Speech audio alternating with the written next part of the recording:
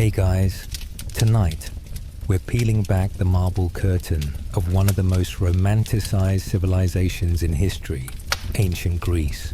So go ahead, dim the lights, maybe turn on a fan, get cozy. You're safe, but not for long, because tonight you're not lounging in a white-columned villa sipping diluted wine while philosophizing about virtue. You're waking up in a world of filth, fear and philosophy, where life is cheap, toilets don't flush, and gods are watching and judging you constantly. This is not your textbook Greece. This is the other side, the forgotten side. Welcome to your one-way tour through a day so raw, absurd and miserable, it might just make your real life feel like a vacation. So before we dig into the olive-stained underbelly of the ancient world, hit like, subscribe and drop a comment. Are you working late? Falling asleep? Hiding from life? Tell me what brought you here tonight, because in a few minutes you'll wish it was anything else. You wake up with your face buried in straw that smells like goat piss mildew and regret. It's still dark. Not the peaceful, cozy kind of dark you get from blackout curtains, but the kind where the only light is sati is a crusted slit in the wall, and the faint orange glow of a hearth you don't control. Your bed, if we're being generous, is a sunken pile of flattened hay, crawling with lice, and your pillow is a sack of dried reeds that crinkles every time you move your neck, which you do immediately, because something just bit you. Again, you try not to gag as your eyes adjust and the room comes into focus, a low ceiling blackened with soot, a dirt floor slick with who knows what, and the smell, ye gods, the smell. Smoke, sweat, rotten fish, feces, possibly your own. The family pig is still asleep next to you, snoring like it owns the place, which, if we're being honest, it kind of does. It's cleaner than you. It bathes in mud. You bathe in judgment. There's movement beside you, your younger brother, still alive, shivering under the same rough wool blanket. You both share its edges stiff with unwashed oil. You hear your mother coughing in the next room. Not a gentle, I caught a cold kind of cough, more like I've inhaled burning dung every day since the Delian League was a thing kind of cough. You should probably get up, but your body is bargaining. Every joint creaks like ancient hinges, and your head pulses from last night's meal of fermented barley paste and something you're choosing to believe was goat. And then it begins, the daily cacophony. Roosters shriek like broken flutes. The neighbor's donkey starts braying like it's being sacrificed. Someone outside is already yelling about olives or taxes or Zeus. Knows what. You miss silence. You've never had it, but you miss it. You sit up. Your tunic has twisted around your body like a straitjacket. It scratches. It pinches. It smells like sour milk and sadness. You tug it straight and instantly regret touching it. Your fingernails scrape against something crusted. You don't want to know. You will never know. That's survival. Your mother hobbles in holding a wooden bowl that's probably older than Socrates. It contains what she calls breakfast. What it actually contains is a handful of crushed lupin beans soaked in warm water, and a single fig that looks like it lost a fight with a rat. You eat it anyway. There's no coffee, no sugar, no will to live. You chew and chew and it still tastes like chewing on guilt and chalk. You'd think breakfast would prepare you for the day right, give you strength. No. This is not brunch at a modern cafe.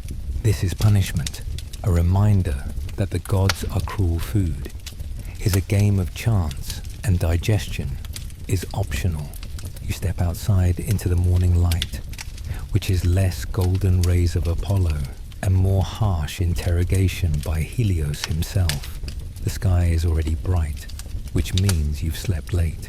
Again, someone will scold you. Someone always does. You squint and immediately regret it. Dust, smoke, and goat hair drift through the air like the world itself is exfoliating your eyes. Your sandals are wet. There's no rain. Think about that. You shuffle down the path from your family's cramped mud brick home toward the well. The path is uneven and slick with the collected sins of everyone who's ever relieved themselves in public, which is everyone, including you. Last night, don't lie, on your way you pass the neighbors. No one says good morning. That's not a thing. One woman glares at you. Her son probably stole your chicken last week. Or maybe you stole hers. You can't remember. No one can afford to be moral this early in the morning. You nod at a man with 3 teeth and a limp. He spits in your direction. Maybe it's friendly. Maybe not. Who knows? The well is a meeting place of women and disease. It's where gossip, bacteria, and resentment are freely exchanged. You approach cautiously. One woman is screaming about her husband. Another is scrubbing a pot like it owes her money. You lower the bucket. It groans. You pull. Your arms ache. The water is cloudy. You consider crying. You don't. There's no time for tears. You need to be back before your mother starts screaming about chores again.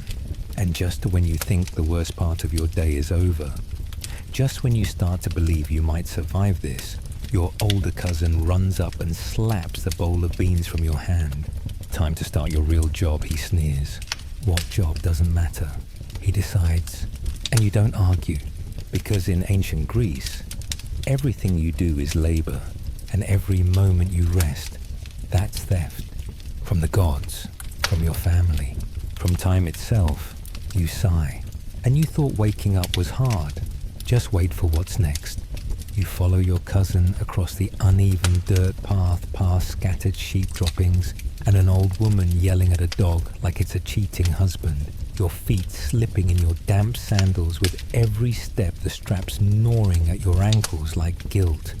And there's no escape because today's labor isn't optional. Not unless you'd like a fresh bruise to match the one already blossoming on your hip from yesterday's lesson. And you know better than to ask questions, you just walk. Trying not to think about how much your back already hurts, or how your stomach is trying to digest bitterness, and nothing else. And eventually, you arrive at the olive grove, where the air is heavy with the scent of sap, sweat, and despair. And the trees, so picturesque in paintings, are here to kill you, slowly, one bruised shoulder at a time. Your cousin tosses you a basket woven from brittle reeds, barely holding together like your self-esteem, and gestures toward the nearest tree like it personally insulted his honor. Get climbing, he says. And you do. Because in this world, climbing trees isn't a childhood memory. It's unpaid labor. Unpaid because money is a luxury for people who wear white linen and discuss metaphysics, while you bleed from your hands trying not to fall. And so you grip the gnarled branches, ignoring the way the bark scrapes your palms, and you shake because that's how olives are harvested. Not with grace, but with violence. You shake and stomp and twist and pray to whichever god is watching, that you won't fall again like last week, when you landed face first in a pile of goat droppings, and had to pretend it was a tactical maneuver. The sun climbs higher, which means it's only getting worse, and the heat begins to creep under your tunic, like a jealous ex, unforgiving and sweaty. The wool now soaked and clinging to you in all the wrong places, and your armpits are starting to smell like spoiled cheese, which might have been charming in a different timeline. But here, it's just another reminder that bathing is a luxury reserved for sacrifices, elite athletes and corpses, and you won't be any of those until at least dinner, which may or may not arrive. Hours blur together, interrupted only by occasional threats, coughs, and the distant sound of an argument about someone's pig sleeping with someone else's sister. And at some point you realize you're bleeding again from a thorn or a splinter, or just the concept of dignity. You're not sure anymore, and it stings. But you keep going, because pain is as routine as sunrise, And complaining is a crime punishable by hunger, shame, or more work, depending on the mood of the overseer and the alignment of the stars. And no, that's not a joke. Astrology is basically law here. By mid-afternoon, you've harvested enough olives to maybe fill 2 amphorae, which means your work has earned you a small nod and possibly a crust of bread. If someone's feeling generous, but don't get excited yet because now you're moving on to the press. And the press is where dreams go to die. It's a giant wooden contraption that smells like fermented misery and requires you to stomp olives barefoot inside a giant stone basin until your toes are permanently purple and your sense of smell is replaced by the scent of foot oil and fruit rot. You climb in trying not to think about how many people have bled, vomited, or worse in this exact basin, because cleaning it would be blasphemy. And you begin to stomp rhythmically endlessly like a fleshy machine that doesn't get paid. And with every squish there's a fresh reminder that you are not a citizen. You are not a thinker. You are not even a full human being in the eyes of the police. You are function. You are labor. You are replaceable. And just when your knees begin to buckle and your vision blurs from dehydration and sun exposure, your cousin calls out with a voice that somehow manages to be both lazy and threatening. This all will be here until Artemis bleeds the moon. And you don't want to know what that means exactly, but you stomp harder, your feet now. Soft skin peeling crushed olive pits, embedding into your heels like the world's saddest pedicure. And all you can do is stare down at the pulp and wonder if this is what glory feels like. Eventually, by the grace of some ambivalent god, your shift ends not because anyone cared about your health, but because the sun is setting, and there's a faint chance you might still be needed for something else. And your cousin waves you off like a disposable tool, and you limp home through the dust, past men debating the ethics of war, while a woman beats laundry against a rock until it cries, and your hands shake as you walk. Your fingers blistered and sticky with a mixture of sweat, olive juice, and possibly blood. But you don't check because it won't change anything. You arrive home just in time to hear your mother muttering about lazy bones and dead gods. And you collapse onto the itchy straw pile that dares to call itself a bed, staring at the ceiling as shadows creep across the walls.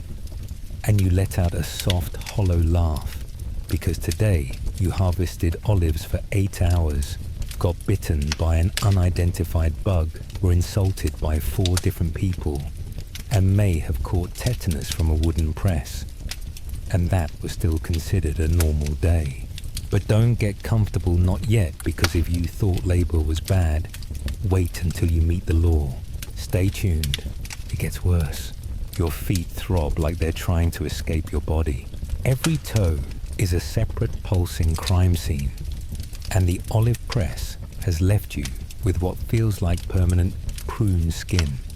Except instead of being soft and harmless, it's cracked raw and suspiciously green in one spot. You consider showing someone, maybe your mother, maybe the local healer, but you already know what the treatment will be. Goat fat, an incantation, and probably a knife. You decide to tough it out. Again, the fire in your chest that was once hunger has curled up into a smaller, meaner flame exhaustion. It's crawling up your spine now. And just when you think you might finally be allowed to rot in peace on your straw mattress, your mother stomps in holding, oh no, no, not again, the tunic, the second tunic. You forgot. There's a gathering tonight. And that means you have to look presentable, which in this time period just means less visibly diseased than usual. She holds up your second tunic like it's a wedding dress. But you know the truth. It's scratchier, tighter, stained in ways that look suspiciously like blood, though the family insists it's just cured pomegranate. You peel off your work tunic, which makes an audible crack as it separates from your body and slip into the other one, which somehow manages to be both damp and full of sand. The first thing you notice is the itch. Not a gentle, annoying itch, a cursed existential itch, the kind that makes you question whether your skin is trying to abandon ship. You scratch, then you scratch more, then you realize it's not just the tunic, it's the lice again. Congratulations, you've won today's bonus round. Your mother starts picking at your scalp with a carved comb made from what you think was once a sheep's rib. It's dull, painful, and completely ineffective. But she hums while doing it like she's blessing you. She's not. She's scraping tiny demons out of your skull, and they will return by morning. They always do. You consider asking why your family doesn't just shave your head like the richer kids in town, but you already know the answer. Razors are expensive and vanity is sinful, especially yours.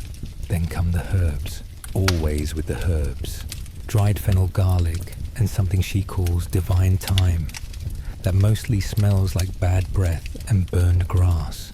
She rubs them into your skin like it's an ancient spa treatment, muttering something about Apollo's healing rays.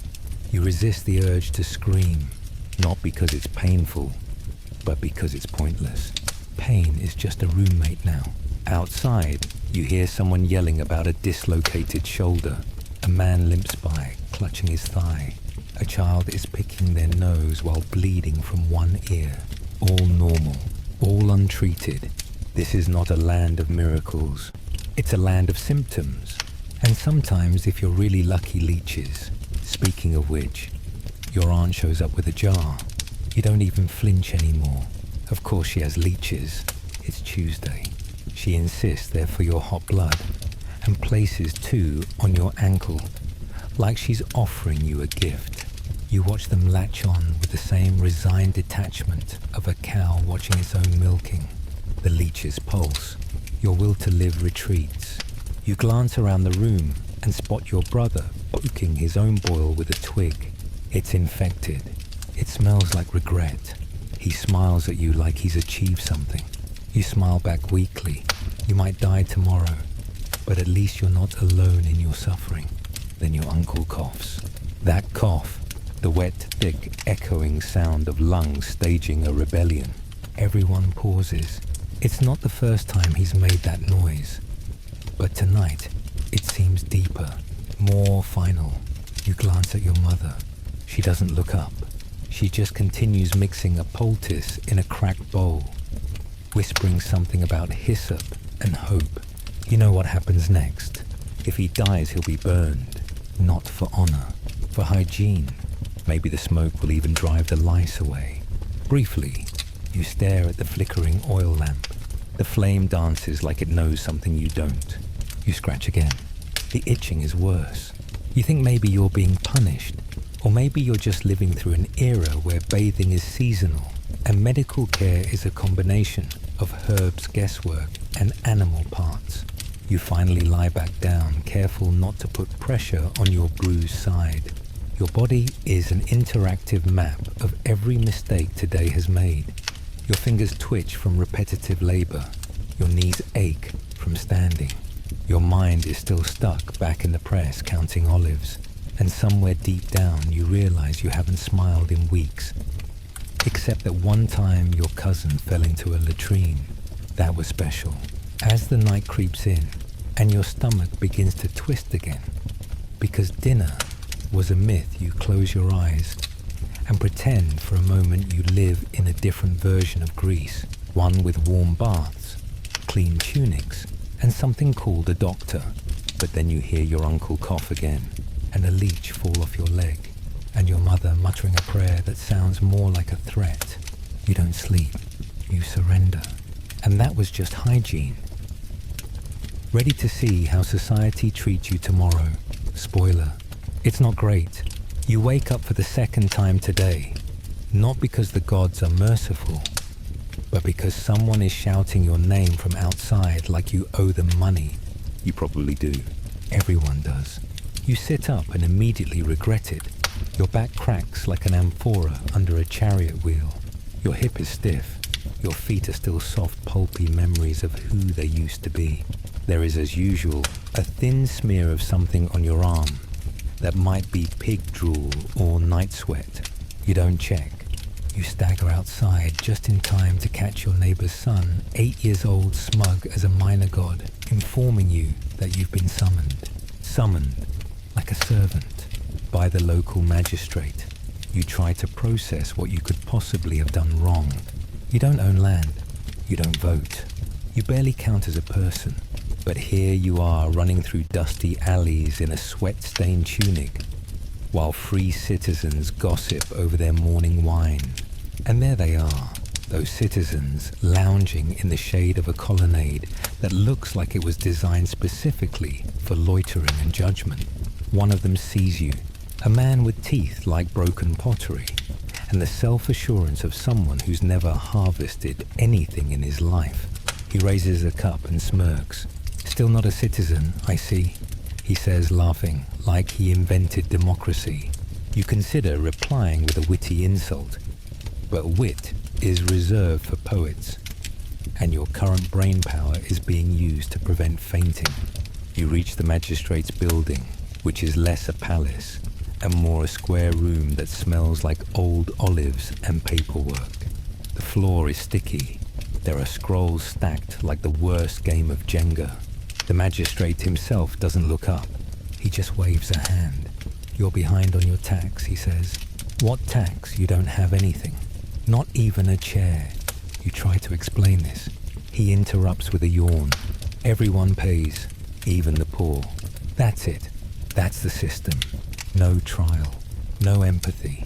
Just a man with a scroll and a god complex." He suggests you volunteer to clean the temple latrines for the next week in lieu of payment. You accept. You have no choice.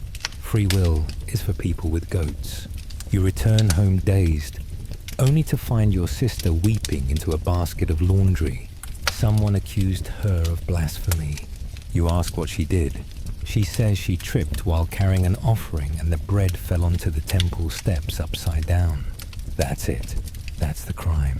She might be fined, or whipped, or both. You try to comfort her, but you both know comfort isn't legal here. Later that morning, you sit near the agora watching people pass. There are merchants in silk, philosophers in spotless robes, and slaves everywhere. So many slaves. They outnumber citizens 2 to 1, maybe more. Some were born into it. Some were captured in war. Some, like your cousin, got caught stealing figs and just never came back. And no one talks about it. Because slavery here is like stone. It's just part of the foundation. You look down at your own hands. Rough, swollen, blackened under the nails.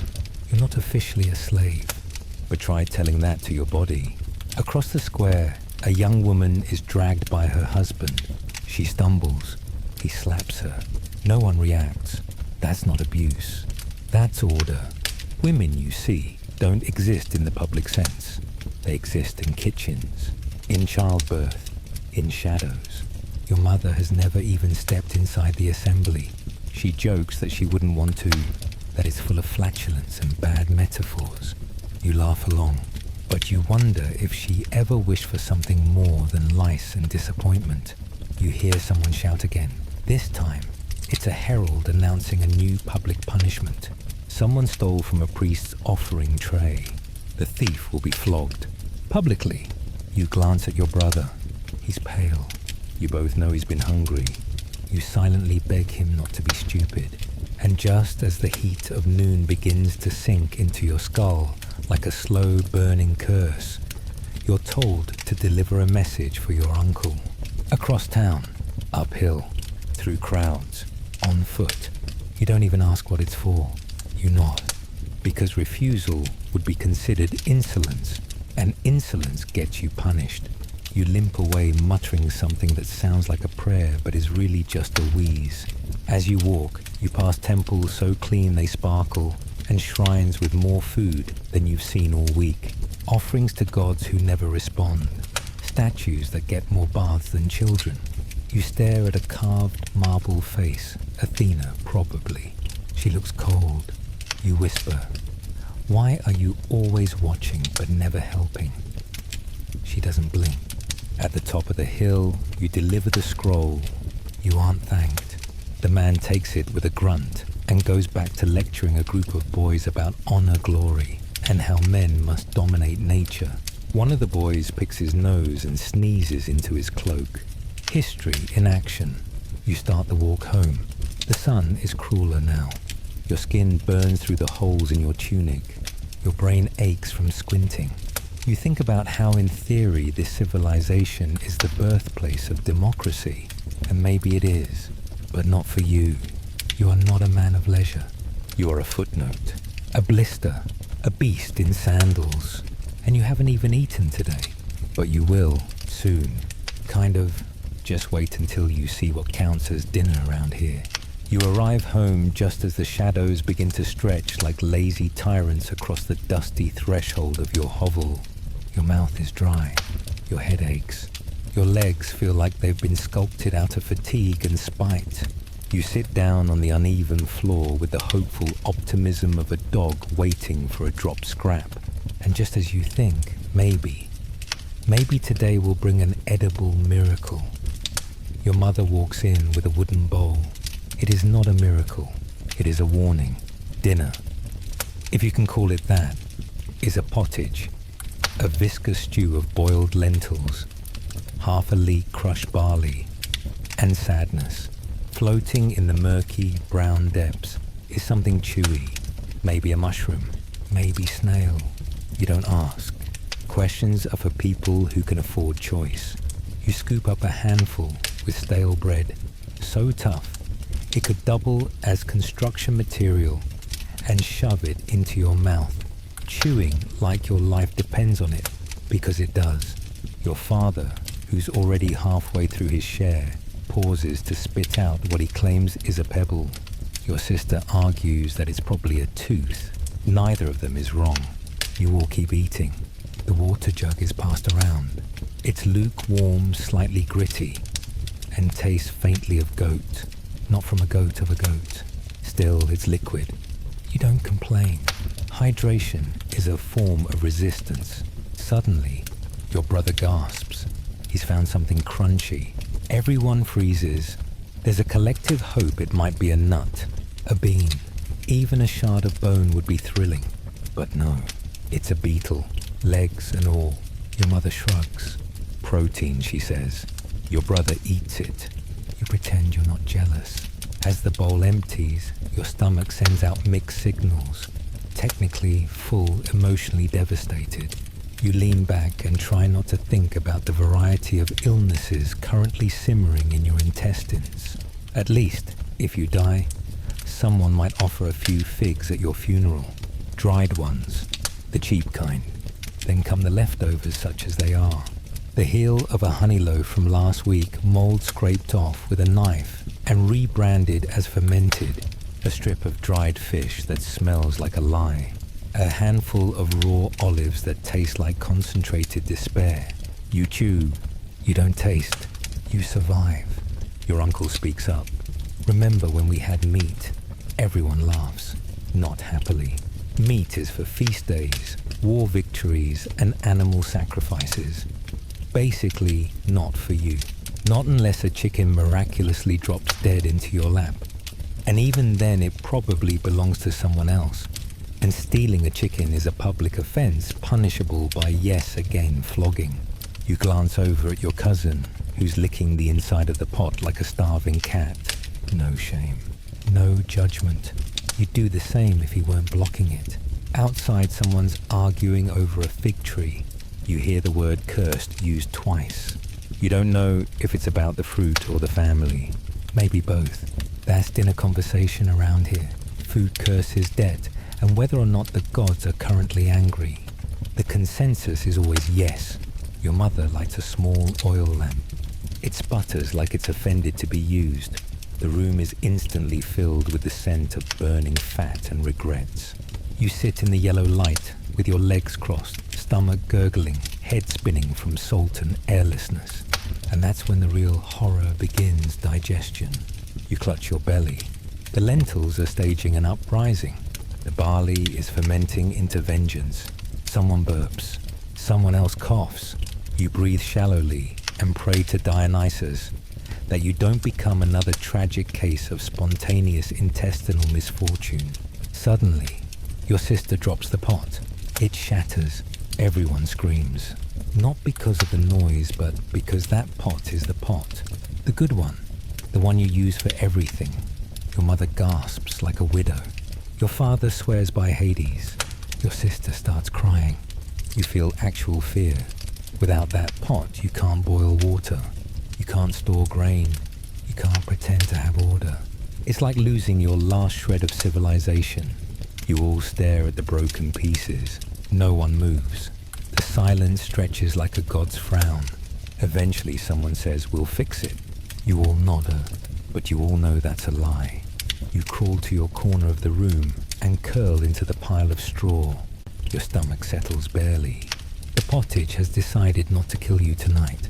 You hear rats scurrying. You hear the wind howling outside like a hungry spirit. You hear your mother muttering about gods and punishment. You think back to that one time you had roasted lamb, real meat dripping with fat, soft enough to chew with dignity. You were 5. It was a wedding. It rained that day. Everything tasted better. You close your eyes and pretend you're back there, just for a second. Then a flea bites your thigh, and you remember exactly where you are. Still hungry, good. Because next comes punishment and public humiliation. And the part where law and religion become one and the same. Buckle up. You haven't suffered enough yet. You're woken not by birds or the warmth of sunlight or any beautiful metaphor, but by screaming. Real blood humming, throat tearing screaming. Human. Nearby. You shoot up, dizzy breath. Caught somewhere between panic and resignation. And you hobble to the door in your tunic turned sweat rag. Just in time to see a man being dragged down the path by 2 others with arms like plow handles and faces like last year's leather. He's not resisting.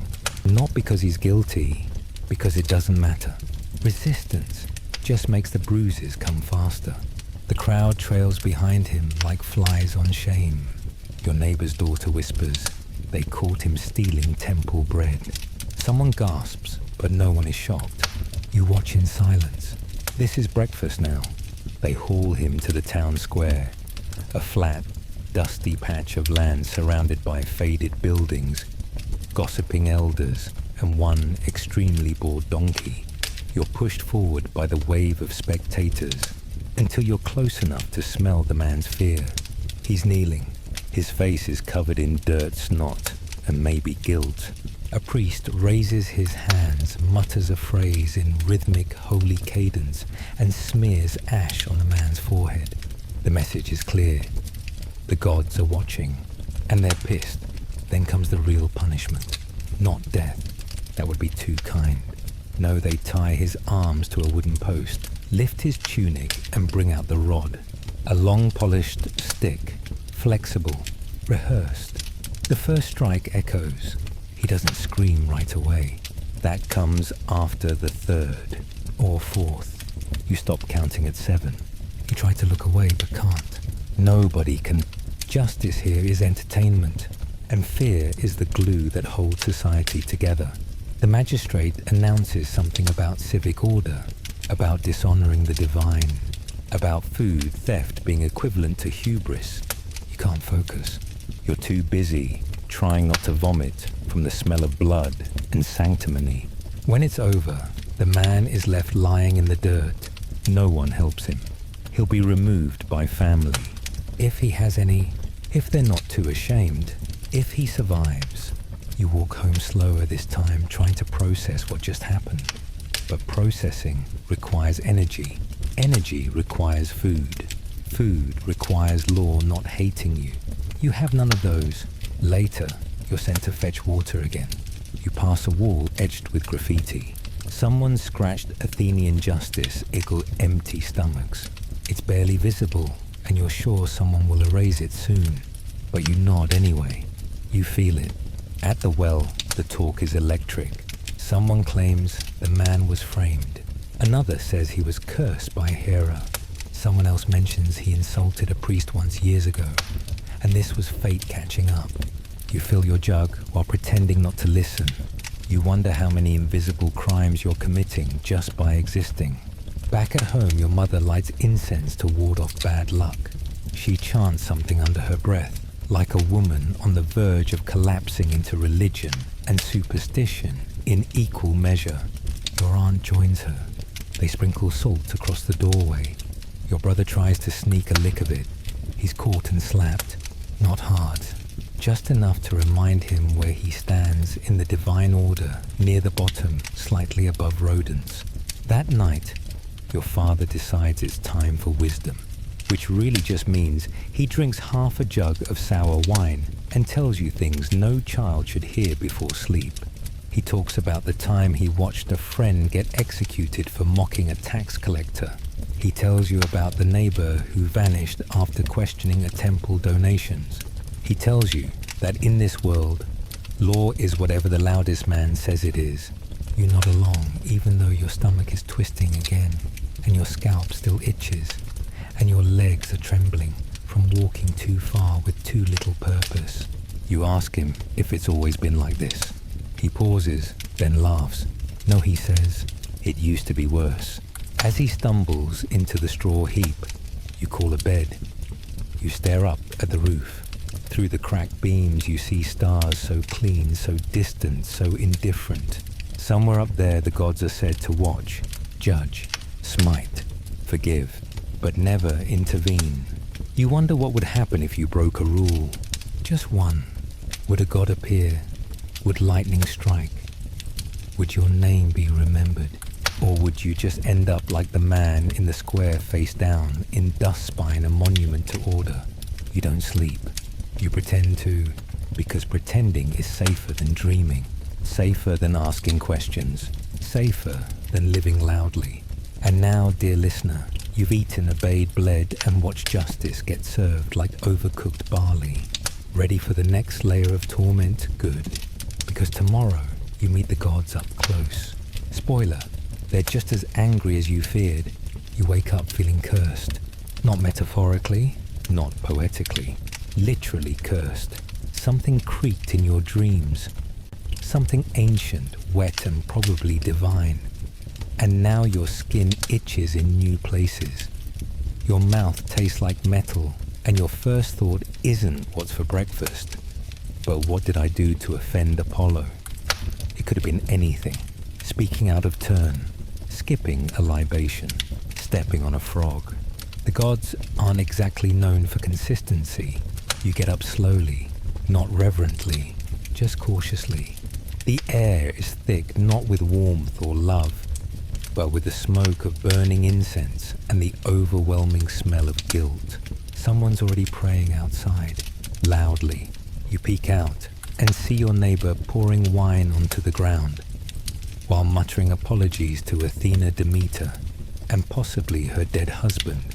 Her cat watches unimpressed. Your mother insists it's your turn to go to the shrine today. She hands you a basket containing a half loaf of dry barley bread, 2 figs that are more seed than fruit, and a folded scrap of fabric, a sacrificial rag. The basket smells like mildew and divine expectation. You do not argue, you are not stupid. The path to the shrine winds through olive groves and old stone roads, where statues crumble like the promises of the Pantheon. You pass a boy with one eye and a crooked grin. He's playing knucklebones and asking everyone who passes, "Have you been purified?" You don't answer. You haven't. When you reach the shrine, the priest greets you with a look that says you again. You try to look holy. He tries to look important. The shrine is small, made of limestone, and hope, with offerings stacked like a chaotic farmer's market of desperation. Dried fruits, clay figurines, a chicken that's either sleeping or dead. The god honored here is Hermes, patron of thieves, travelers, liars, and apparently everyone in your extended family. You place your offerings at the altar. You whisper a prayer, something vague, something like, "Please don't ruin me." It's heartfelt. It's insufficient. The priest watches, then steps forward, sprinkles some herb ash on your head, and nods, as if to say, "Okay, now the gods will maybe ignore you. Maybe." Then comes the sacrifice. Not yours, don't get too excited. No, today, it's a goat. A trembling, wide-eyed creature, dragged forward by two boys who look far too eager to participate in a religious murder. The priest mutters, raises a knife and slices. The sound is wet and horrifying. The goat twitches. You flinch. The boys don't. Blood spills into a sacred bowl. Then onto the altar. Then onto the priest's toes. He doesn't move. He just holds his pose like someone's painting him for a mural titled Divine Butchery. You're told to touch the blood. It's symbolic, or cleansing, or both. You reach forward with two fingers and tap the warm, sticky mess, like it's going to grant you immunity from divine wrath. It won't. But now, you can say you did something religious today, which in this world might be enough to keep your crops from failing. If you had crops, the priest begins to chant. It's rhythmic, repetitive, slightly nasal. You pretend to listen. Your stomach rumbles because that barley bread you offered. You were kind of hoping to eat that later. Too bad. You gave it to a god who doesn't need carbs but demands respect. After the ritual, you're expected to stay for the festival. Festival is a strong word. It's 5 people standing around a fire eating charred goat scraps and pretending to enjoy the smell of roasting fat and sanctified offal. A woman dances badly. A lyre player hits the same 3 notes like he's punishing the strings. A toddler throws up in the corner. Someone shouts, "Praise Apollo," and is ignored. You sneak away after an hour, your stomach turning from hunger and sacrificial smoke. Your fingers still sticky, your soul, if it's even there, heavier than it was this morning. On the walk home, you pass another shrine, this one to Hades. It's smaller, quieter, darker. No offerings, no visitors. You stare at the soot-stained statue and feel a strange kinship. He doesn't ask for much, just everything you'll ever be. Back home, your mother asks if the gods forgave you. You say, "I think so." She nods like that's good enough. She hands you a broom and tells you to sweep the dirt floor because clean houses attract clean spirits. You don't argue, you sweep. Later that night, lightning flickers in the distance. No thunder, just light. A warning, or a coincidence. You don't know anymore. Your sister drops a cup and mutters an apology to Hera. Your brother sneezes and whispers a prayer to Asclepius. Your uncle passes gas and blames Poseidon. Every act has divine consequences. Every sneeze a portent. Every meal an offering. Every failure a punishment. The gods are not cruel. They're theatrical. And you're just the audience, and the actor, and the sacrifice. But hey, at least tomorrow, you'll get to enjoy some lovely weather. And the terrifying beauty of ancient nature. Earthquakes, floods, wild animals. Can't wait, good. You won't have to. You wake up gasping, not because you were dreaming, but because the air is wrong. Too still, too humid. It's the kind of air that sticks to your ribs and whispers, "Something's coming." The walls of your home sweat.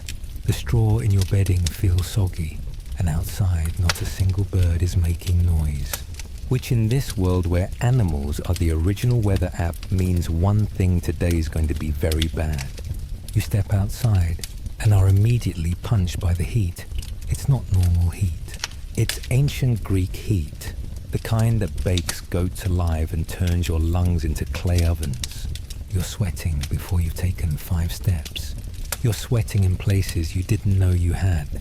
You try to breathe through your nose, but the air smells like cooked soil and desperate prayer. The sky is the color of regret, grey-green and thick like soup.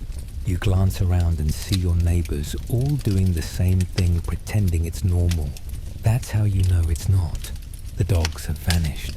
The goats are agitated, and the local priest has already made an emergency sacrifice to Poseidon, which is always a bad sign, especially when you live inland. Your job today: forage for firewood, of course, because what better way to enjoy a pressure cooker afternoon than to stumble through the woods in wool while carrying sticks that splinter your palms. You head out with two others, your cousin and the neighbor's mute son, neither of whom have any intention of helping you when things go wrong, and they will go wrong. The path into the hills is rocky, narrow, and infested with thorns. Each step is a negotiation between pain and survival. Your sandals, if you can still call them, that are barely held together with twine and prayer. The soles flap, the rocks stab, you bleed. Nature watches. By the time you reach the tree line, your face is slick. Your lips cracked and your legs feel like cooked barley. You pause to rest. You're not supposed to, but you do.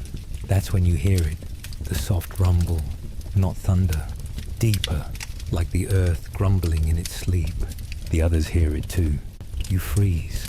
Earthquake, landslide, divine fart, all viable options. Then movement.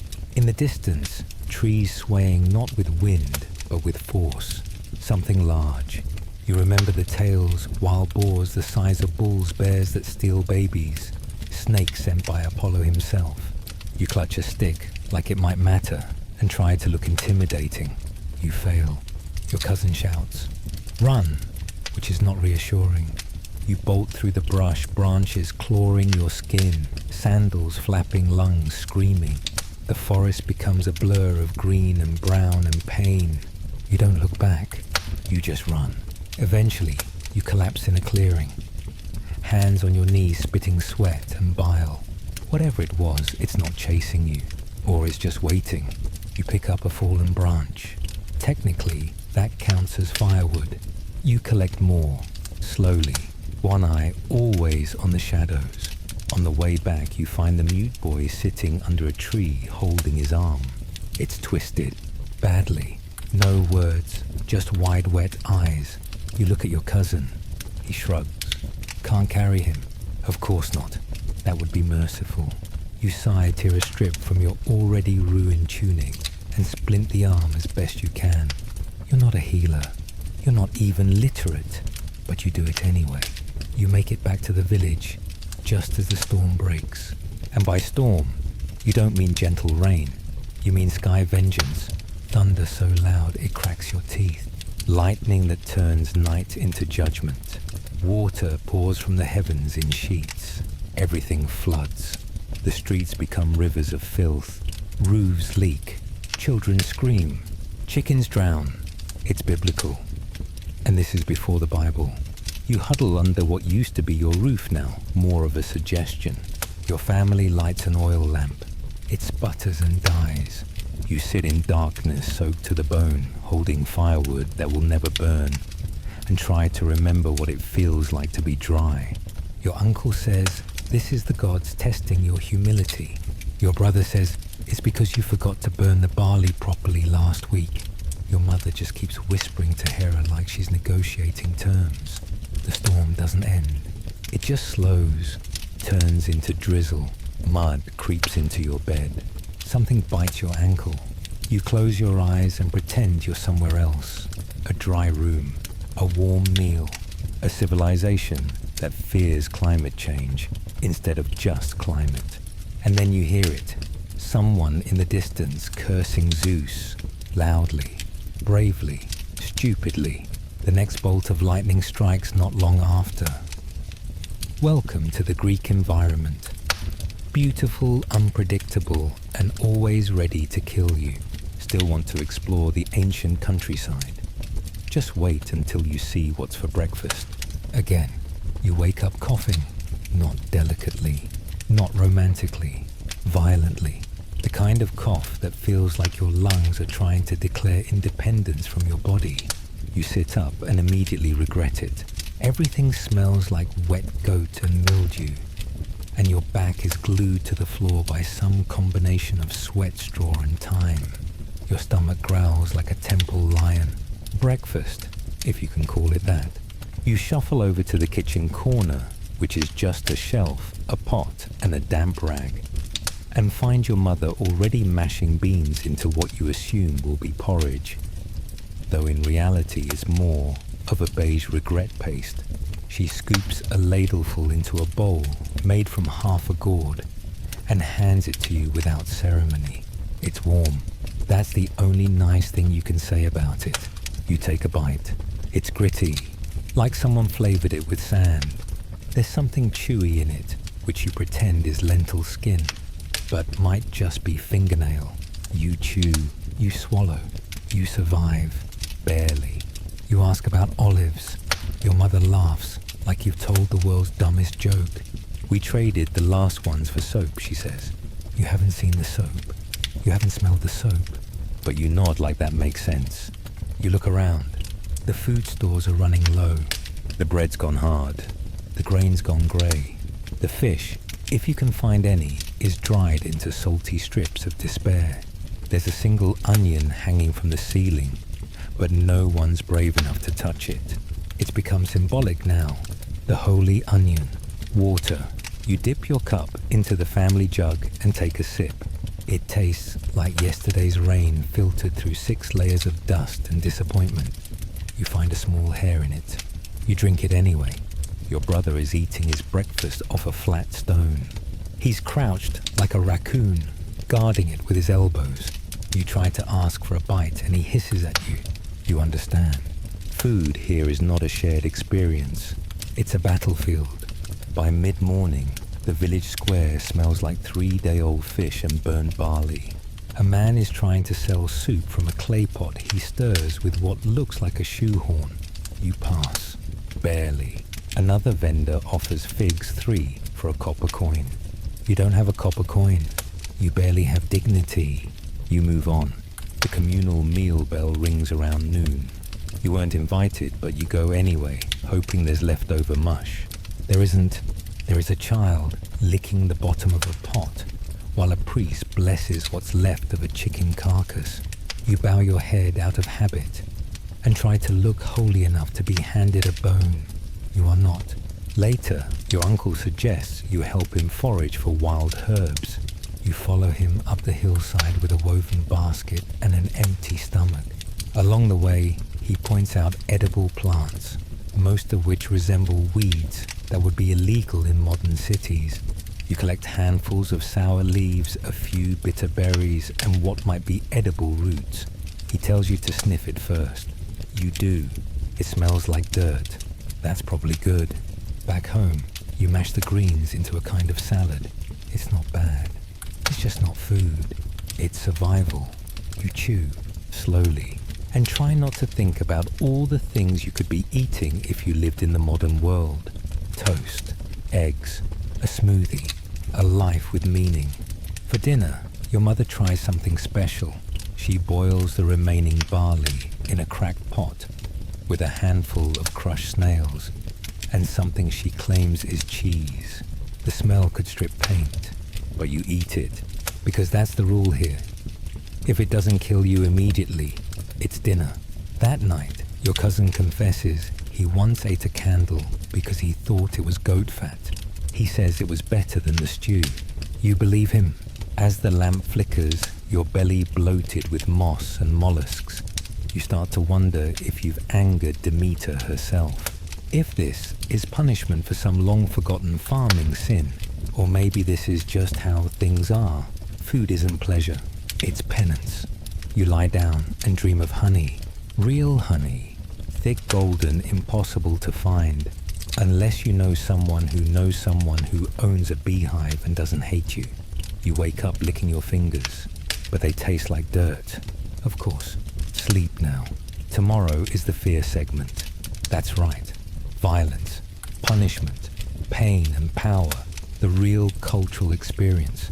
You've eaten your feelings. Soon you'll bleed them. Ready? Of course not. Doesn't matter. You wake to the sound of metal hitting flesh. Not in your dreams.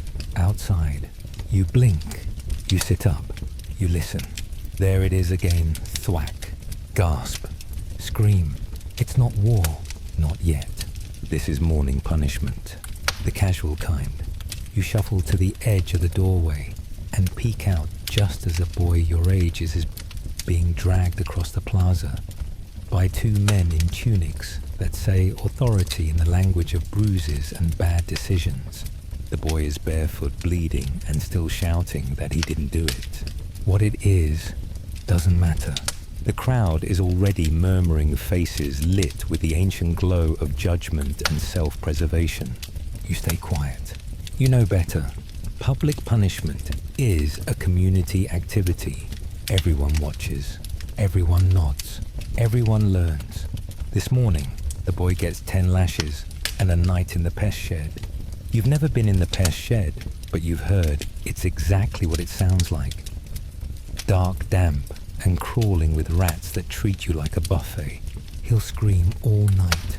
Someone always does. After the spectacle, the adults talk justice. The children play, flog the criminal with a stick and a lizard. Your cousin wins. He always does. You avoid eye contact. You're sent to run an errand across town, of course. As you pass the local temple, a priest blocks your path. He's holding a jar. For protection, he says, smearing something brown and oily on your forehead before you can resist. It smells like old olives and goat. You nod, try not to gag, and continue walking. Along the way, you hear the distant rhythm of war drums, practice drills. A group of hoplites trains in the dust faces, stoic spears like angry bones stabbing the sky. You stop to watch. One trips, the others laugh. The trainer does not. He shouts something about cowardice and hurls a stone that hits the boy in the leg. Better now than in battle, he says. You keep walking. Later that day, a messenger runs through the streets yelling about a man caught worshipping foreign gods. There's panic. The accused is dragged out of his home with barely enough time to cover his head. In piety, they whisper, madness. You don't see what happens next, but you smell the smoke later. The air is heavy with burnt offerings, or maybe just burnt people. You try not to know. That afternoon, you're told to help clean the assembly steps. Not with water. Water is precious, but with rags, knees, and regret. As you scrub, you see a magistrate's guard hit a woman for shouting too loudly. No one helps her. She walks away with her dignity cracked like pottery. You try not to look. You fail. Your back aches. Your knees throb. Your hands are raw. But you scrub because you were told. Because disobedience is a word that means different things depending on how important your family is. Yours is not. You walk home as the sun bleeds across the rooftops. On the way, you pass the stock's wooden punishment furniture for the humiliated. A man is locked in them. Flies buzzing around his face. Someone's drawn a phallus on his tunic. You don't laugh. He used to be a merchant. Now he's a warning. Back at home, your father is sharpening a blade. Not because there's a fight, but because it's what he does when he's nervous. And he's nervous a lot these days. Too many laws, he mutters. Too many men who think they are gods. You nod like you understand. You kind of do. Your sister asks if the boy from this morning will be okay. Your mother says if he's lucky, then adds, and luck isn't real. That night, you lie in bed listening to the sounds of your neighborhood coughing, arguing, something breaking, someone praying. You wonder if anyone ever truly feels safe, or if fear is just the invisible rope tying everyone together. You don't sleep. You wait for the scream, the knock, the wrong word said by the wrong person at the wrong time. That's how quickly things change here. One mistake, one God in a bad mood, one neighbor who doesn't like the way you blink. But don't worry, you've made it this far. Tomorrow we talk about love, relationships, family, the people who are supposed to protect you, who sometimes do and sometimes don't. Spoiler, it's going to hurt. You wake up to shouting. Again, only this time it's not public punishment or angry gods. It's domestic chaos. Your mother is arguing with your father. About what? Hard to say. It could be the broken pot, the missing barley, The neighbor's goat eating the laundry again. But as the volume rises and the insults get more creative, son of a one-eyed donkey is new. You realize something deep in your stomach. This is just normal. You lie still. Pretending to sleep is safer than choosing sides. Eventually, the shouting ends, replaced by the angry silence of a family pretending they're fine. Your father leaves for the fields. Your mother begins scrubbing the same corner of the floor over and over again, like she's erasing time. Your siblings scatter. You're left with a feeling in your chest like you've swallowed a rock. Your cousin visits later, the one who's always too friendly when no one else is watching. He grins. He brings olives. This is not a good sign. He's not generous. He's manipulative. He wants something. You offer him water to be polite. He asks if you want to help him with a side job. It's never just a side job. He says it'll be easy. Just sneak into the merchant's shed and take back a tool that technically belongs to him. You know better. You say no. He smirks. Suit yourself, he says, like he's just given you a curse. That night, you hear someone shouting about a thief. You don't ask who. You already know. You just pray it doesn't trace back to you. Love in ancient Greece isn't like the poetry. It's messy, brutal, and often a business transaction with yelling. Marriages are arranged. Affection is assumed. You've seen husbands slap their wives for speaking too loudly. You've seen wives poison their husbands with bad wine. No one wins. Everyone suffers politely. Your sister, barely 13, is already being prepared for betrothal. She cries sometimes when she thinks no one can hear. She wanted to learn pottery, to make something beautiful. But now she's someone's bargaining chip. You hold her hand once gently. She doesn't squeeze back. Your mother tells you you'll be married off too someday. To someone strong, she says. To someone useful. Love is optional. Dowry is not. Later, you sneak out for air. You pass the well and see a boy and girl whispering in the dark. They're holding hands. You watch for a moment. Then you hear footsteps. The boy pulls away and disappears. The girl stays pretending to draw water, pretending nothing happened. Love here is dangerous. It can cost your name, your future, your freedom. You think about that girl for the rest of the night, about how she looked when she thought no one was watching, about how quickly joy turns into fear in this place. You return home and find your brother asleep with a cut on his face. You ask what happened. He mumbles something about a game gone wrong. He's lying. You know it. But he's your brother, so you say nothing. Your uncle drinks too much and starts telling stories about lost loves, dead wives, infidelities covered with coin and silence. People don't change, he slurs. They just get better at lying. You tuck that away for later. You lie down next to your cousin, the one who didn't steal anything tonight. Probably. He's snoring already. You stare at the ceiling. You wonder what it would be like to love someone freely, to touch someone without shame, to speak honestly without consequence. And just before sleep takes you, you remember the look on your sister's face when your mother braided her hair and called her bride. It wasn't joy. It was surrender. Tomorrow, we enter the night. Superstition. Loneliness. Shadows that move when they shouldn't. Don't get too cozy. In ancient Greece, the dark is where truth hides, and sometimes it bites. You try to sleep, but sleep doesn't come easy here. Not with the roof leaking, the lice tickling your scalp like demonic harpists, and the neighbor's donkey wheezing through its nose like a dying oracle. The moon glows faint through the cracks in your ceiling, casting uneven shadows across the room, which if you stare too long start to look like hands. You close your eyes, then open them again. Worse, you hear your mother whispering something under her breath. Not a prayer, a protection spell. She's tying knots in a cord, 9 of them. For Hecate maybe, or just habit. You pretend not to notice. You don't ask what she's afraid of, because you already know. Your sister hums to herself low and rhythmic. She does that when she's scared or cursed. Same thing really. You turn to your side and press your face into the straw. It smells like mildew sheep and despair. You find a beetle, alive. It crawls across your cheek like a tiny omen. You flick it away and try not to scream. Outside an owl hoots. Once, twice, then silence. You know what that means. Someone will die. Your uncle says it's superstition. Your mother says it's prophecy. Either way, you don't sleep. Around midnight, you hear footsteps. Not inside, not outside, somewhere in between, like they're pacing the threshold of the living world and waiting to be noticed. You hold your breath. You count. You pray quietly, sloppily, like a child trying to fool the gods. Eventually the footsteps fade, or your brain gives up trying to care.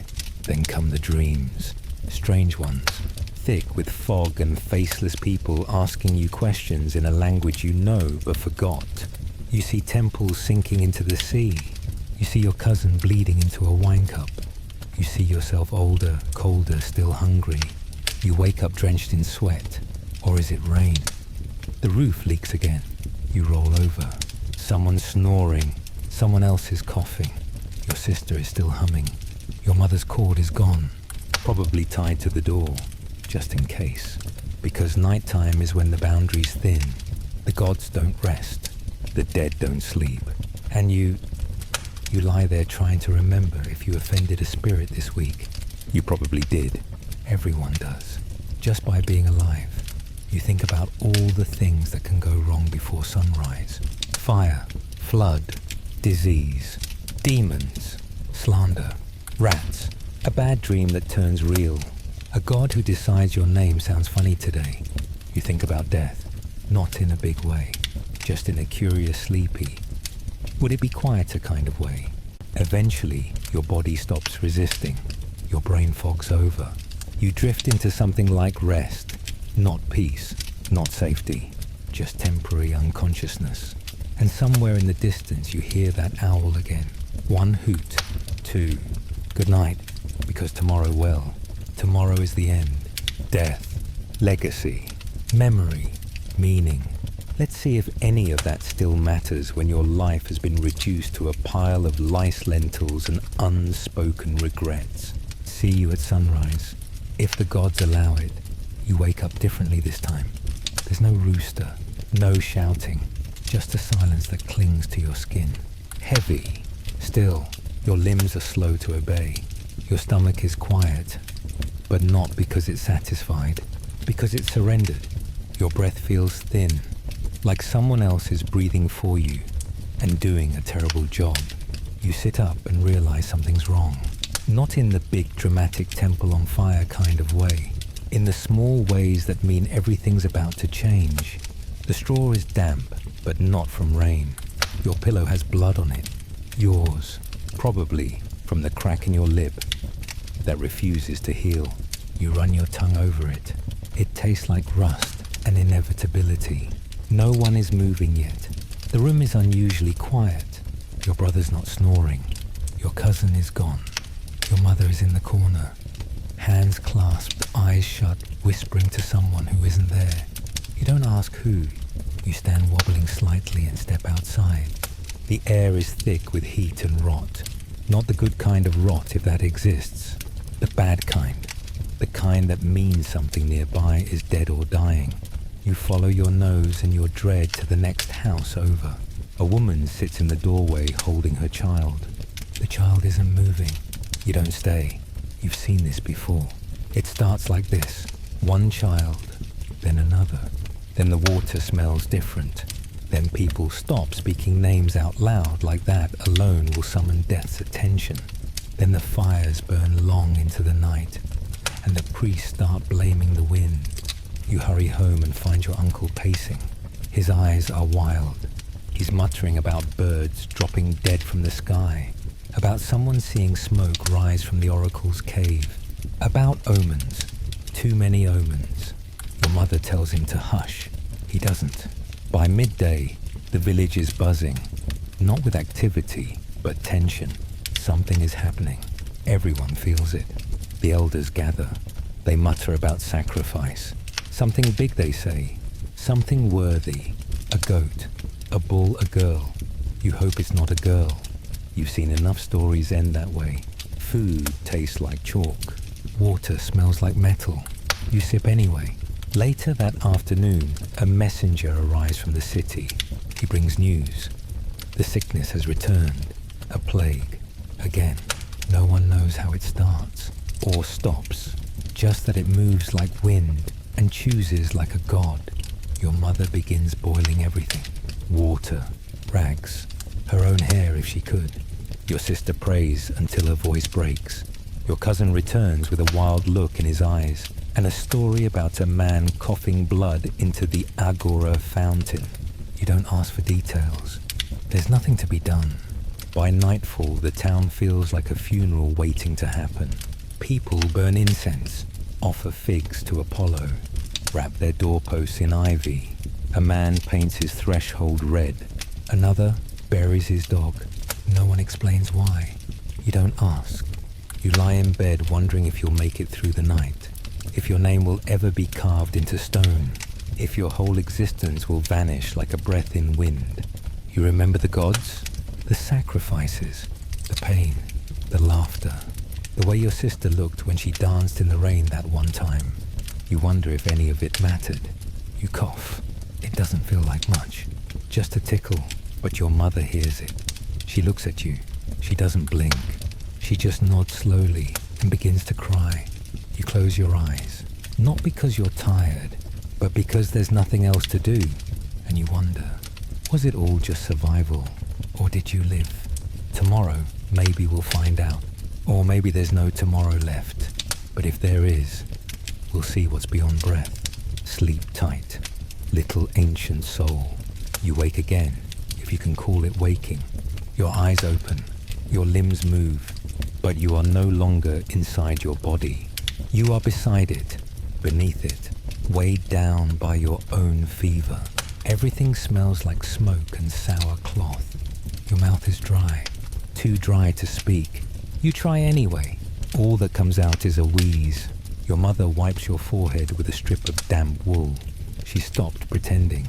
No herbs, no honey. Just the cloth and the silence and her breath catching in her throat. Her lips move in prayer or apology. It's hard to tell. Your sister holds your hand. It's small, cold. You wonder if she understands. She doesn't cry. She just watches. People are good at watching here, especially when they can't help. Outside you hear the coughing. Not yours. Everyone's. The whole village is coughing. A symphony of lungs falling apart. The boy next door, the man who sold dried fish, the girl who once shared a fig with you when you were 5. The sounds bleed together. No one pretends anymore. Someone rings the temple bell. Not for worship, for death. The priest comes to your doorway. He looks tired, covered in ash and something darker. He mutters a blessing and touches your feet. He doesn't wait to see if you respond. You do, barely. The hours stretch. Your vision narrows. The walls pulse with heat. You smell figs, but there are no figs. You see light, but the lamp is out. You think about the things you've never done.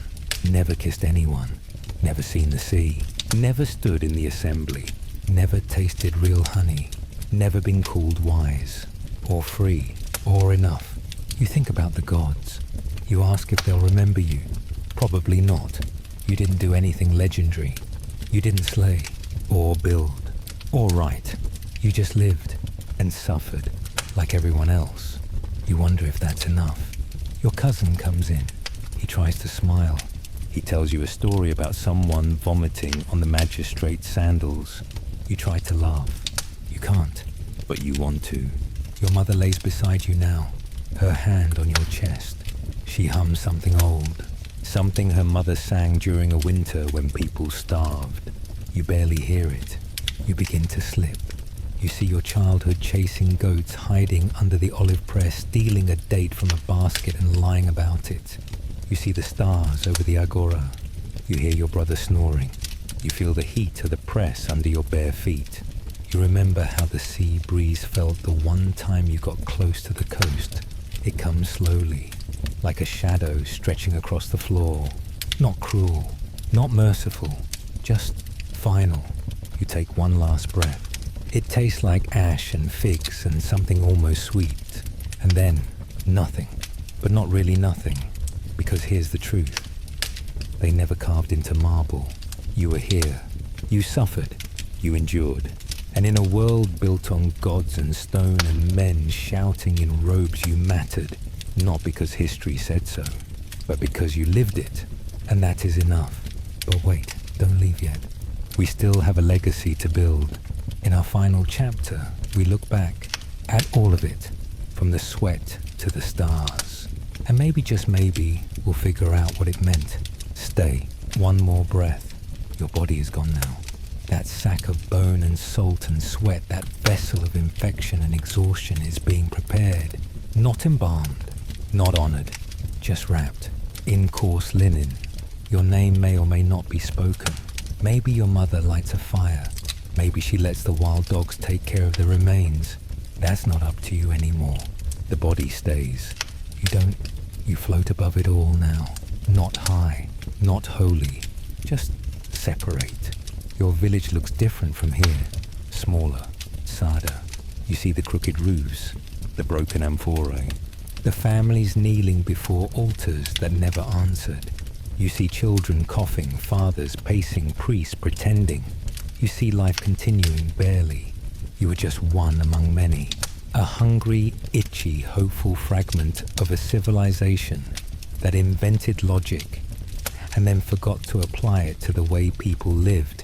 You were born into mud, breathed smoke, called yourself free, but never were. You worked, you bled, you feared the gods, you feared your neighbor, you feared the night, but still, you loved. A little, you laughed once or twice. You tasted honey. You kissed your sister's cheek when she cried. You held a dying dog and whispered a blessing no one taught you. You stared at stars and wondered who else might be staring back. Was that enough? Maybe.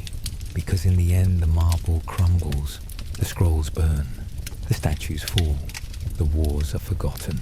But the small lives, the unloved, the unrecorded, the silent suffering souls who kept the world spinning, they mattered. You mattered. And maybe, just maybe, this hellish, hilarious, heartbreakingly human day you lived was more than survival. Maybe it was testimony. That you existed. That you were there. That someone somewhere can feel it echoing through time. Even now. Especially now. Because someone's listening. Someone with earbuds in. Lying in a warm bed. Wrapped in 3 blankets. Sipping oat milk. Complaining about slow Wi-Fi. You dear listener, who wanted to know what life was really like in ancient Greece. Not the statues, not the myths, not the glory, but the living. And now you know. It was hard, unfair, unwashed, holy, brutal, petty, beautiful, terrible, hilarious, full of gods who never spoke and people who never stopped. And it was yours. So now sleep. You've earned it. Really, the past can't hurt you anymore. Dim the light. Pull the blanket tighter. Let your breath slow. Let your thoughts float away with the olive smoke. You're safe. You're warm. You're not there anymore. You made it back. And tomorrow you wake up in a world that has flush toilets, refrigeration, antibiotics, socks. Cherish it. Sleep well, ancient soul. You survived the impossible. You told your story, and I'm so glad you did. Good night. You wake up again, but not really. Not in the body, not in straw. This time, you wake up as memory. The kind that lingers on burnt clay carved between verses of a half-erased hymn smudged into the margins of a slave ledger. You're not living anymore, but you're not exactly dead either. You're what the historians call the average person, which is code for no statue, no records, no name. You linger in the dust between ruined columns. You exist in the silence between 2 epic poems. You are what they forgot to mention, what they never thought worth remembering. But let's pretend for a second, just for the sake of closure, that someone found your life, dug it up, pieced it together. Not the dramatic parts, Not war or love or poetry, just your day. Your one horrifying, absurdly mundane day. And that's when the archaeologists come in, eager, bright-eyed, sunburned. One of them digs you up with a little brush and says, "Fascinating." They think the lice comb you used is a religious artifact. They analyze your chamber pot and write a paper titled "Ceramic Vessels and the Ritual of Early Greek Sanitation." You become a case study in someone's thesis. Your exhibit B in a museum. No one visits on purpose. A school group walks past your skeleton. One child stares. For a moment, they wonder what it was like to be you. Then they see the gift shop and leave. You are now an educational footnote. Meanwhile, your clay cup is misidentified as possibly ceremonial. Your tooth found cracked in the dirt is labeled dental trauma from ritual fasting. You were just chewing barley. But now you're symbolic. Is that legacy? Is that immortality? You drift further, through time, through lectures, through footnotes. At some point, your name, if it ever existed, is turned into a database entry with 3 question marks and a citation error. You are referenced in a documentary that uses slow-motion panning shots over amphorae. The narrator calls your life simple yet rich in cultural depth. You scream internally, because there was nothing simple about it. It was hard, loud, hungry, and hilarious in the most unintentional, bodily function-heavy way.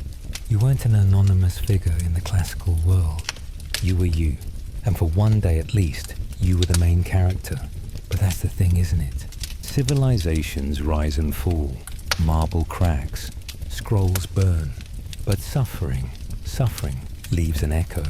The scratch of lice, the weight of a goat, the taste of olive gone bad. That's the real legacy, the truth behind the statues. You feel someone writing a book. They call it the daily life of ancient Greeks.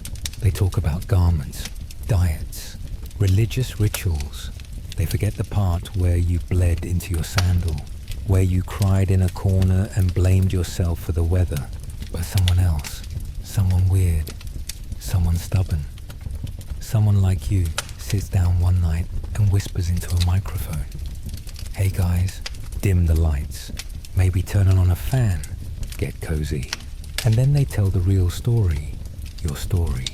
And someone listens and laughs and thinks, and finally, maybe just maybe someone sees the old world, not in terms of temples and empires, but in that one miserable kid waking up to a lice-ridden tunic and thinking, not again. That's legacy. Not marble, not myth, but empathy. Congratulations. You're remembered. You open your eyes to a strange new world. There's light, but it doesn't flicker. No oil, no soot. Just a cold buzzing rectangle on the ceiling. It doesn't smell like burnt olive fat. It smells like nothing. That alone is terrifying. Where is the rot? Where is the blood? Where are the boiled leeks you never asked for? You sit up on a mattress, a real one, soft, clean, no straw, no lice, no dead relatives coughing in the corner. Your head sinks into a pillow that isn't a rock or a sack of wet barley. You don't trust it. You shouldn't.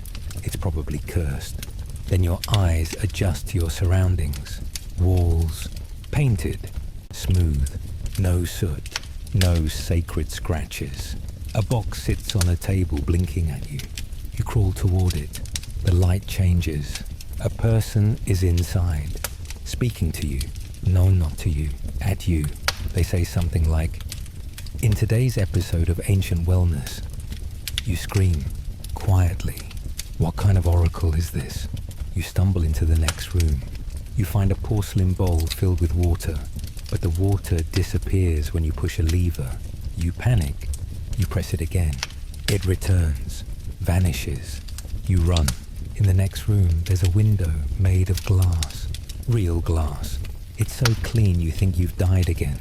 You peer outside. Boxes on wheels. Bright signs.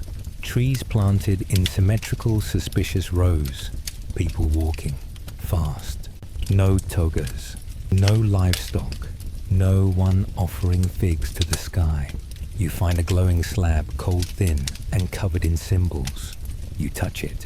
It purrs and shows you colors, images, a kitten, a war, a cake recipe, a shirtless man screaming about stocks. You fall backward and whisper Hermes has multiplied. You smell something sweet, unnatural. You follow it and find a shrine. A kitchen, they call it, where food emerges from glowing rectangles with no fire. Bread that's soft, cheese that's real, a fruit with no worms. You weep. Then you see it, the bathroom, a place entirely devoted to relief. A basin of water just for hands, a separate chamber for waste, towels, soap that smells like lemon instead of boiled vinegar, and a mirror so clear it shows your face in horrifying high-definition clarity. You scream again. Then something buzzes. You find a small box. It speaks. A voice says, "You've got 4 new notifications. You do not know what this means." You assume it's a prophecy. You throw it in the toilet. After several hours of awe, terror, and trying to eat a battery, you collapse on the bed and look at the ceiling, and you begin to understand. No cold feet in the night, no gods to bribe, no cousins stealing your bread, no amphora to scrub, no goats to chase, no fear of invisible curses leaking through the roof. This world, this soft glowing overfed world is so easy, and yet somehow still full of panic and tears. You feel it, the hum of anxiety beneath the silence, the sadness behind the glowing rectangles, the loneliness of people who never sleep next to 7 family members and a pig. And that's when you realize every age has its torment. Yours was hunger. Theirs is noise, endless noise, notifications, ads, wellness tips, comments from people named Chad79. You were judged by the gods. They are judged by algorithms, different torture, same fear, but at least they have snacks.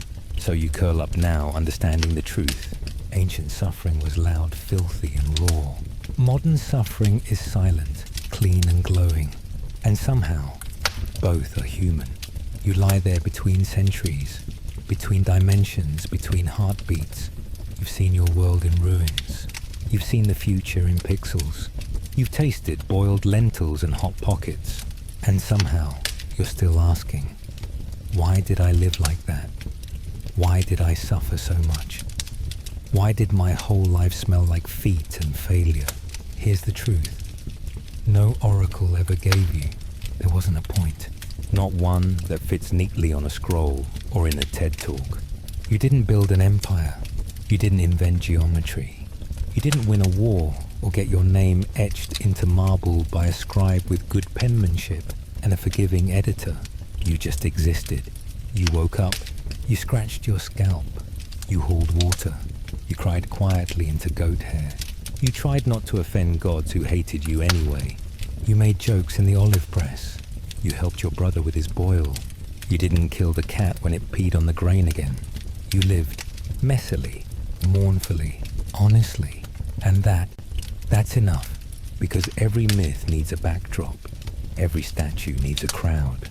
Every civilization is built on the backs of the anonymous and the exhausted. And you were both. You were the baseline. The real history, not the marble, not the myths. You. And if we forget that, if we only remember the generals and philosophers, the poets and kings, we forget what it really meant to be human. It meant waking up in the dark and praying your child didn't have a fever. It meant rationing figs because you knew the storm would flood the fields again. It meant laughing over bad stew and crying in the same hour, and still showing up the next day to scrub stone steps. You didn't need to be remembered, but you deserve to be, and you are, because someone lit a candle in the modern age and said, "Tell me what life was like back then," and now they know. So as you fade fully this time into the soil, or the ether, or whatever, lies past the olives, And shame you get to leave with something your living self never had. Peace. You were enough. You always were. Even lice-covered. Even hungry. Even forgotten. So now rest. Close your ghost eyes. Let go of the fear. Let go of the gods. Let go of the timeline. You're not history anymore. You're free. Good night, soul of the pottage. You were beautiful and disgusting and human. And I'm so glad we met. You open your eyes again. Not because you're alive. Not really. Because something somewhere refuses to let go. You're not in your hovel. You're not in the future. You're in between. A no man's land of memory and myth. Time bends here. Figs don't rot. Goats don't stink. The lice are theoretical. And in this strange liminal space you are alone for the first time in your entire ancient life. It's disorienting. No shouting. No mother weeping. No cousin stealing bread. No temple bells. Just silence. The kind that doesn't threaten, doesn't accuse. The kind that invites a thought you never had time to finish. What if your life wasn't pointless? You walk. There's no path. Just impressions of places you've been. The olive grove where you bled the shrine. Where you touched blood with trembling fingers. The press where your feet bruised into purple clouds. They're faint now, like half-remembered dreams. Then you see them. Not gods, not saints. Just others. People like you. Straw-haired. Stooped. Blistered. A man with cracked teeth and a sandal held together by string.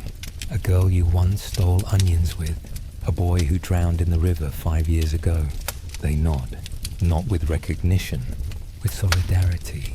You realize no one here was remembered by name. And yet, they're still here. Still them. You sit on a smooth, invisible floor. And for the first time in all of recorded time, someone asks you the question. What did it mean? You blink. You want to laugh. You want to cry. You want to shout. It meant waking up itchy and dying younger than I wanted. But that's not the whole truth. So instead you answer honestly. It meant everything. Because yes, there were lice. There was hunger. There were beatings and blisters and gods with the emotional maturity of a bronze sword. But there was also light. In stolen figs. In warm bread. In one perfect hour before sunset, when no one was yelling, and you could just exist. That was meaning, not eternal, not glorious, just enough. And in that moment, you understand what legacy really is. It's not statues or scrolls or marble men on horses. It's the fact that some soft modern human pressed play on a video late one night, to sleep, or escape, or learn, and ended up living your life through your eyes. And they laughed, and they cringed, and somewhere around the lice and the lentils and the goat-based emotional trauma, they saw you not as history, but as real, and you, dear soul, became seen. That's immortality, not in marble, in memory, in empathy, in knowing you weren't alone. Not then, not now. So now, truly, finally, you can rest, not in fear, not in pain, but in peace, because your story was heard, and now it's part of theirs, and that's enough. You remain in the space between. No more pain, no more hunger. The memories settle around you like warm dust, no longer sharp or aching, just present. The olive trees, the pottage, the laughter that escaped despite everything. It all softens. History no longer hurts here. It hums. The others have vanished. Or maybe they've moved on. Maybe you have too.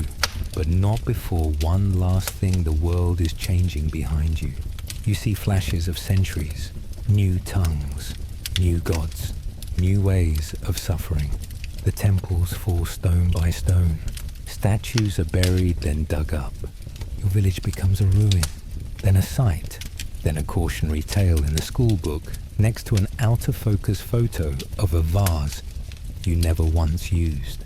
And yet somehow you're still here, because someone remembered, not your name, but your feeling, the scratch of your tunic, the taste of your breath after a day in the fields, The cold, unspoken grief of knowing your sister would never be free.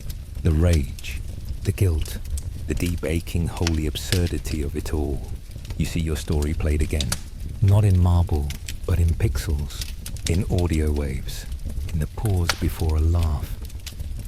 In the soft exhale of a listener halfway across the world, under 3 blankets and a fan whispering, God, I'm glad I wasn't born back then. And still, somewhere in that voice is love. Not pity, love. Because they saw you, heard you, and maybe for a moment even were you. That is everything you ever wanted. Not glory, not revenge, not even justice. Just to be understood. And now you are. You've made it further than any myth ever promised. Past war, past fire, past the gods and their fragile egos. You've entered the strange, warm quiet of being remembered right, not as hero or villain, but as person.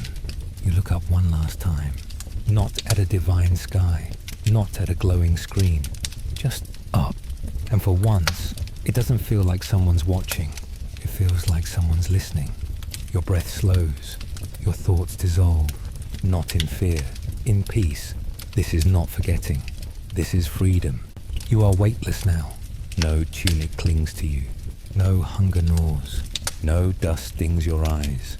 You are not reaching for meaning anymore. You are being it.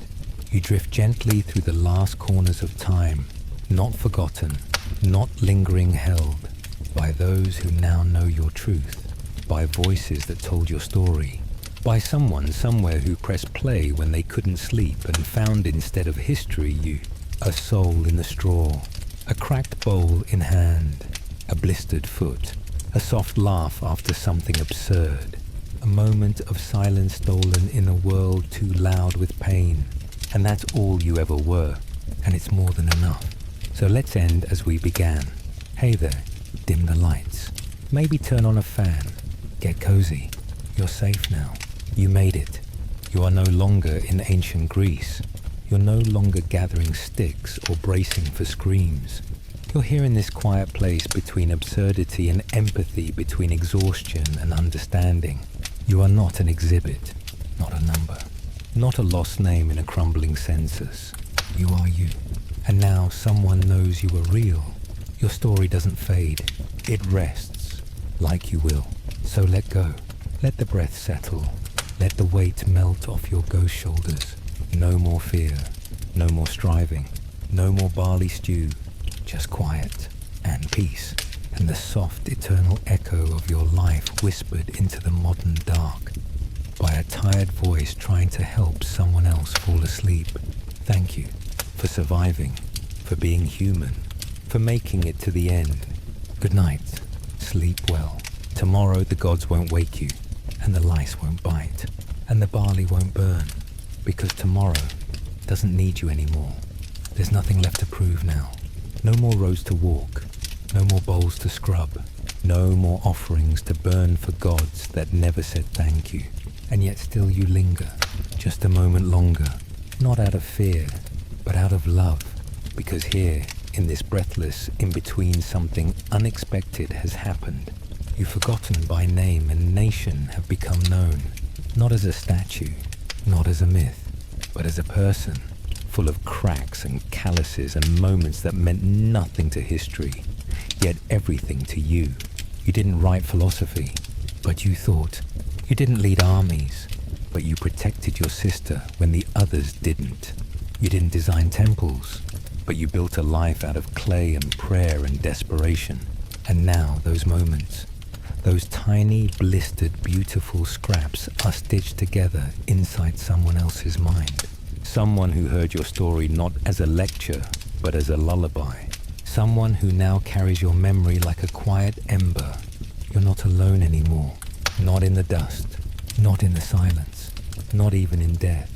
And that's the strange shining secret of ancient Greece no scroll ever wrote down. That even the least remembered life could still echo for thousands of years if someone somewhere was willing to listen. And they did. You know that now. So go, gently. This time not into fear or darkness, but into rest.